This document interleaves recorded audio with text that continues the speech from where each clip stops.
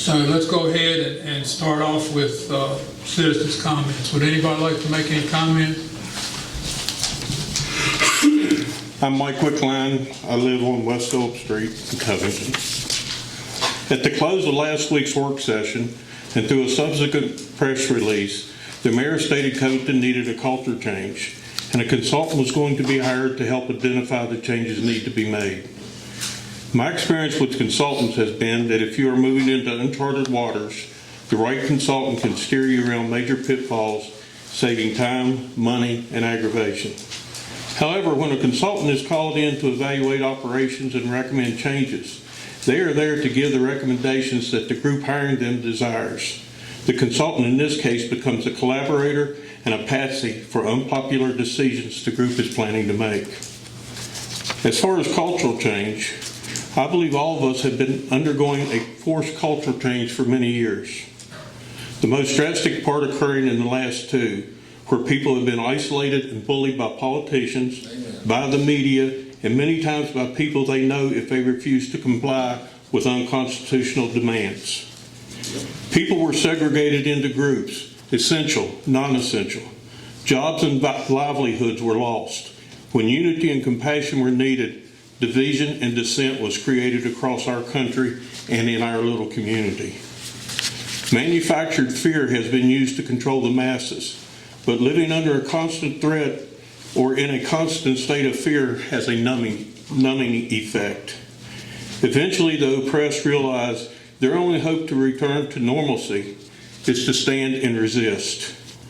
By watching the events unfold around our country and the world, it is evident that the bullying and fear is no longer controlling the masses. I have heard allegations about actions within our local government. I don't know what is or what isn't true. But I do know that at one time, if someone had an issue with a person or a policy in our local government, they could go to City Hall, talk to that someone face to face, and resolve it. Our City Hall has been locked down for almost 2 years to conduct any business other than taking citizens' money.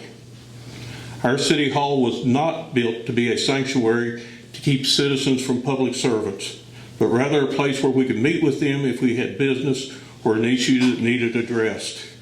It is way past time we reopened City Hall.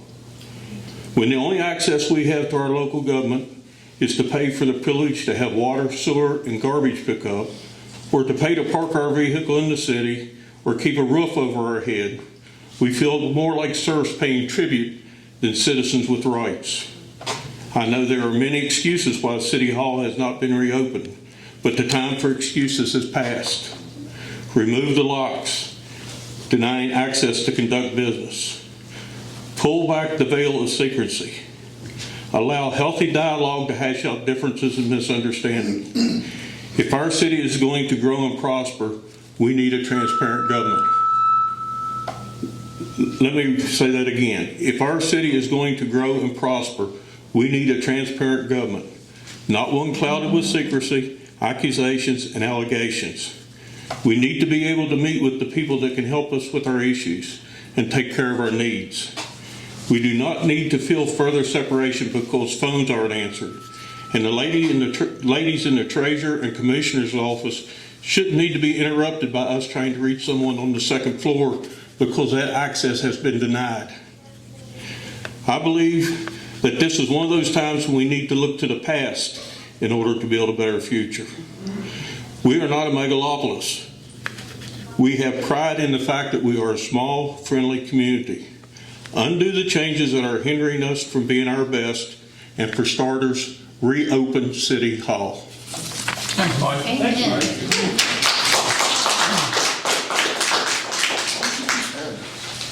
Any other comments tonight?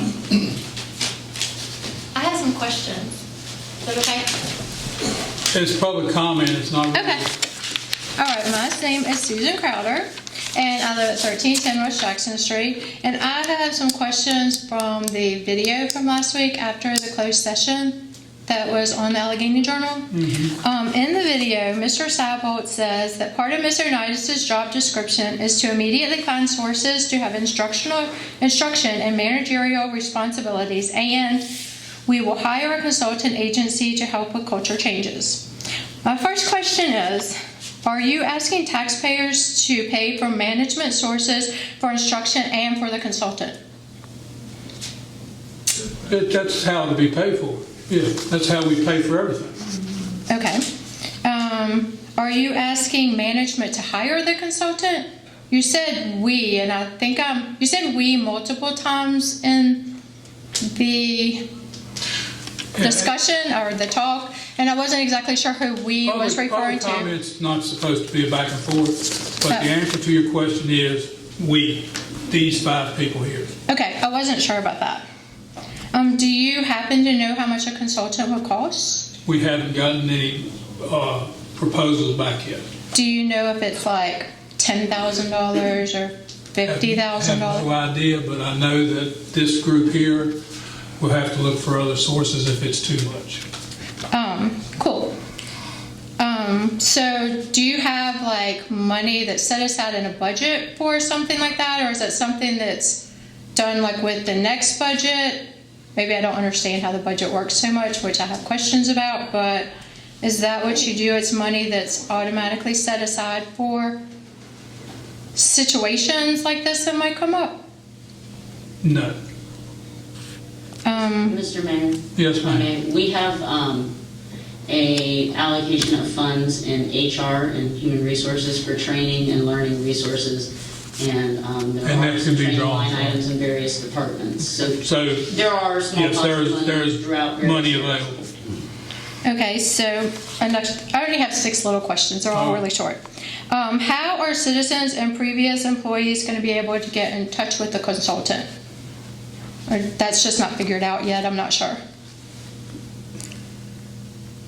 Like I said before, this is not supposed to be a back and forth, but I'll answer your question. The process will go from initially talking with this group, Okay, then it will filter down through the ranks. I said last week that no one would have to fear any repercussions for speaking up. We heard everything that's been said. Jay was on the Allegheny Journal. He made it very clear. He called each of us, made it clear. We heard everything he said. We went into a closed session because of that. And we started trying to make some decisions. This is a difficult time for us. And, we've got a plan. We came up with a plan. We're going to stick with the plan. one other short thing. So maybe I just don't understand this, but is it the 5 of you that's going to pick the consultant? Yes.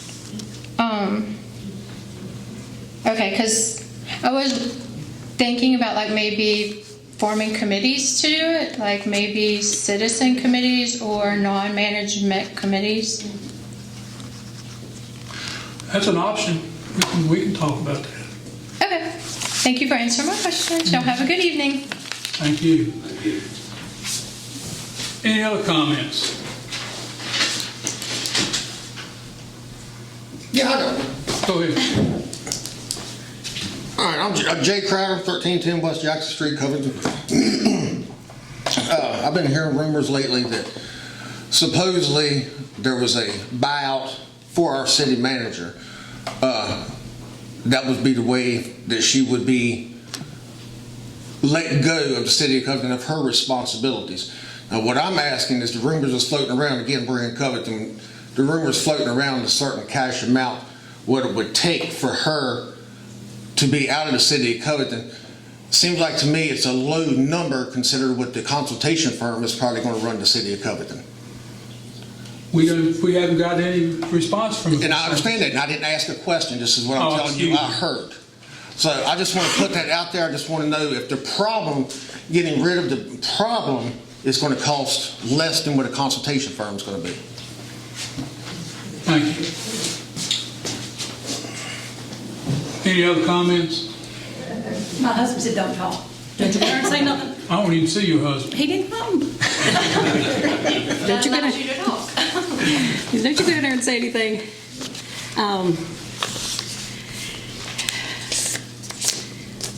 I'm just, Tom and I had a little talk yesterday. I just accidentally ran into him, but I'm not sure exactly which way it's going right now. I know he said that they had some specific guidelines that would have to be followed in order to keep the official.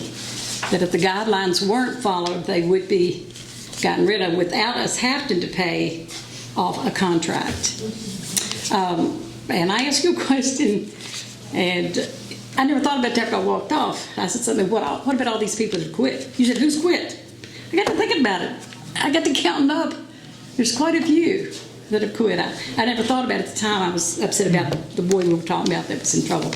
But yeah, I just wanted to say that, you know, I'm really proud of the turnout.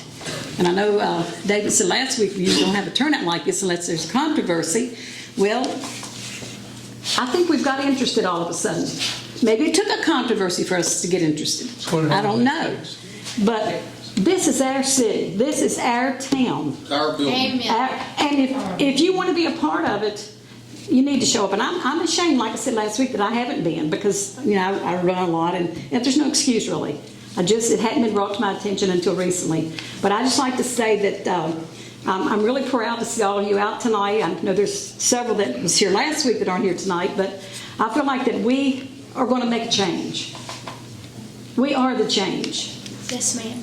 And I feel like that's what we want. We want things better. We don't want things to stay like they are, and we sure don't want them to get worse. It's just not kin people quitting.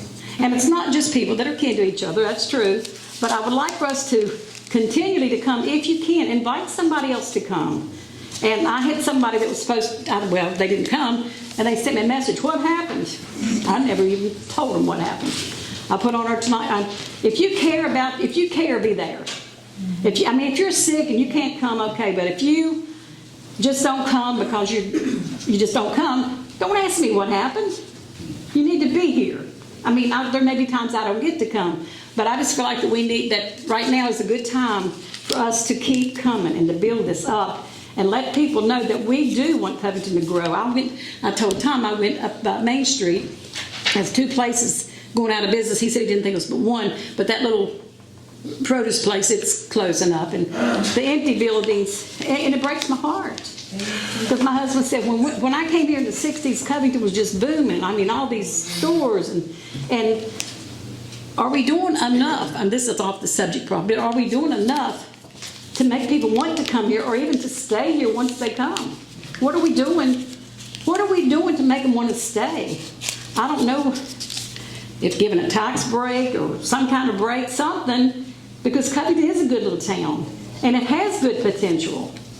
But we've got to do something to get businesses in here. Once they get here, we need to do something.